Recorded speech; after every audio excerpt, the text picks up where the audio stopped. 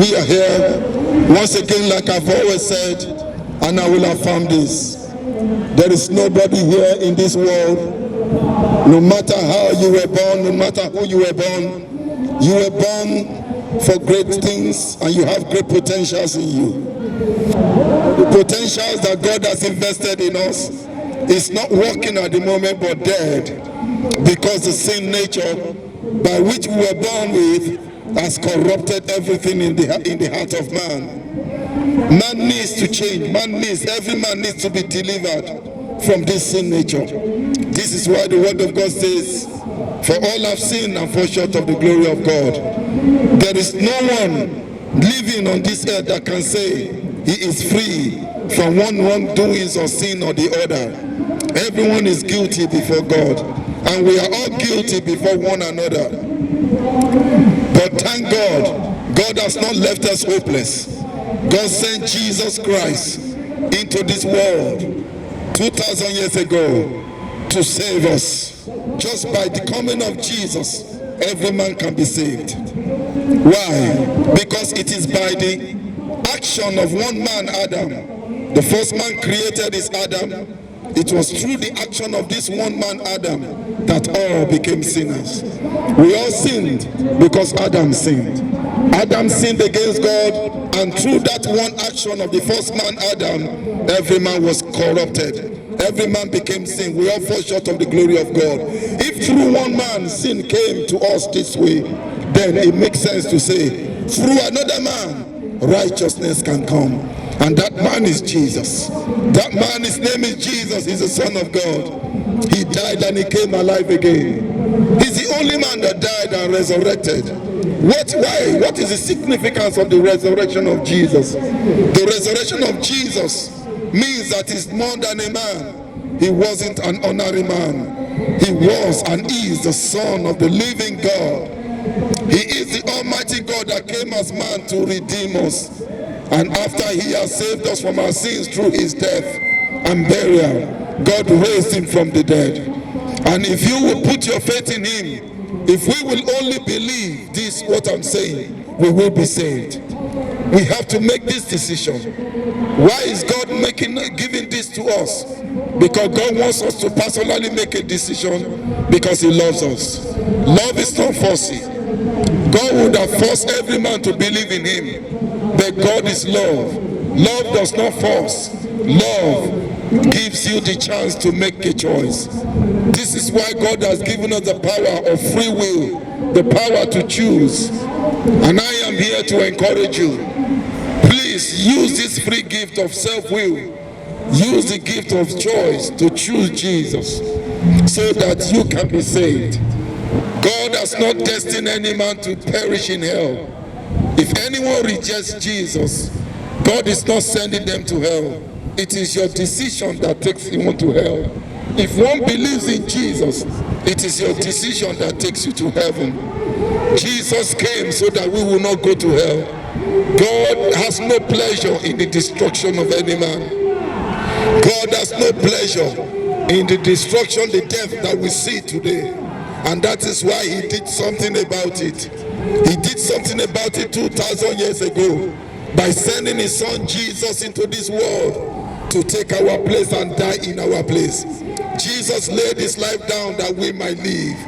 And all we're encouraging you to do is to please consider Christ. Give your heart to Christ. Put your faith in him and you shall be saved. In the name of Jesus Christ. Jesus loves every man. God loves everybody. And this is why God said in his word, God said this, he said, for God so loved the world that he gave his only begotten son, that whoever believes in him will not perish but have everlasting life. God has no pleasure in the death of any man. In the Bible there was a woman who committed adultery, and she was brought before Jesus, and people accused this woman for committing adultery, and the penalty for adultery was death, stoned to death. And they asked Jesus, should they stone her to death according to the law? Jesus said to them, no. Jesus said that if any one of those who want to stone her have no sin, let them be the one to stone her. And no one could do this. Jesus looked at this woman and said to her, go and sin no more. Jesus said, I condemn you not. Do you know why? God has not come to condemn us. God has come to free us. And Jesus has paid the price for us not to be condemned but to be justified. Instead of us being condemned, Jesus was condemned on the cross for you. Instead of you being punished for your sins, Jesus was paid the price and was punished for every sin that any man will ever commit. He paid the price for me and you so that we can be saved. Now it's up to you and I to make a decision. I have made the decision to follow Jesus, and since I have made that decision, I've seen great changes in my life. I've seen peace, and the peace that has never been an experience before, we experience it in Christ. The confidence that you are with God and that you will live forever and be forever with God grants you is enough peace. Hallelujah. And I want to encourage you to do that. Hallelujah. You might be here, you are depressed, you are full of fear, you have suicidal thoughts, discouraged, hopeless. I want to tell you, the only solution is a peace that you will get as you surrender your life to the Lord Jesus. All those fear, discouragement, all those suicidal thoughts, they are there because of the sin nature. They are part of the consequences of the fallen nature of man. And this is why Christ came. It is part of the price that Christ has paid for us to be free and come into the true identity of who God has made us. May I encourage you to believe in Christ. Give your heart to Jesus. Remember, God loves you. Remember, He's not condemning you. But there is a time limit to what I'm saying. This world is going to change very soon. Yes, God is not condemning, but things will not remain like this forever. A day is going to come. The world you see today is going to be wrapped up and come to an end. And after that, every man is going to face God in judgment for the decision they have made. The decision either to receive Jesus or the decision to reject Him. If anyone receives Jesus, they will forever live with God in heaven. And if anyone rejects Jesus, they will go to hell. Not that God is sending them to hell. If God wants us to be sent to hell, He will not have sent Jesus Christ to live in this world and pay all the price He paid. Jesus coming is a proof that God's desire for us is never to be destroyed. Jesus coming is God's proof that if God wants us to be destroyed, why waste the time of Jesus? Why put His Son through all those pain? He went through that because He never wanted us to be part of the punishment of Satan. Because hell was not made for men. Hell was made for Satan and all his fallen angels. But as for you and I, we were made to be the image and likeness of God and live forever with God. And so God does not want anyone to perish. And this is why He sent His Son. This is why Jesus came. And Jesus did not just come to preach to us. Jesus came and paid the price. He paid the price for every sin of every man. Since the price of your sins have been paid for, why pay for it again? Going to hell simply means you have decided to pay for it yourself. If somebody rejects Jesus, what they are saying is that they want to pay for their sins themselves. And what it takes to pay for your sins is eternal destruction in hell. A place that no man and has not been for any man in this world. And we are here to encourage you to consider the Lord Jesus. This is why He went to the cross. This is why He died in your place. Please believe in Christ. Give your heart to Him. Open your heart to the Lord Jesus today. Hallelujah. The price He paid for every man. God has not made any distinction. No matter your race, no matter your nation, no matter where you come from, no matter what you have done, it does not matter. Jesus came for all men and has laid His life down for every man. And everyone born Everyone in this world, your sins have been paid for. The blood of Jesus has paid the price for the sin of every man. All we need to do is to receive it. If I pay your mortgage, you don't need to pay it again. Why should you pay your mortgage again when I've paid it for you? Why should you pay for your sins in hell when Jesus has paid for it? Jesus went to hell that we might not go there. And all you need to do is to receive. How do you receive Jesus? This is how you receive Jesus. You can receive Jesus here. You can receive Jesus in your... All you need to do is to come to God and tell God. Tell God, admit to God that you are a sinner and that you have sinned. Ask God to forgive you. Believe in your heart that Jesus was raised from the dead. Confess and say, Jesus, be my life today. When you do that, you will be saved.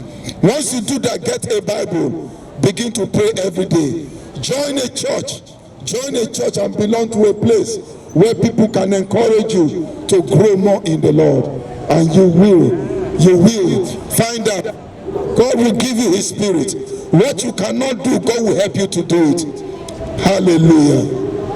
If there is anybody here, you've heard about Jesus, you've heard about what I'm saying, and you want to have a word with me, you have questions in your heart, please feel free to approach me. I'm free. I'm willing to take questions. I'm willing to answer questions. I'm willing to further explain what I have been trying to say. And if there's anybody, you say, you know something, I want to become a Christian. I want to give my life to Jesus. If you want to give your life to Jesus here today, so simply say this after me.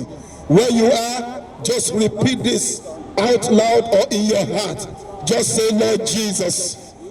Say, Lord Jesus, I am a sinner. Forgive me of all my sins.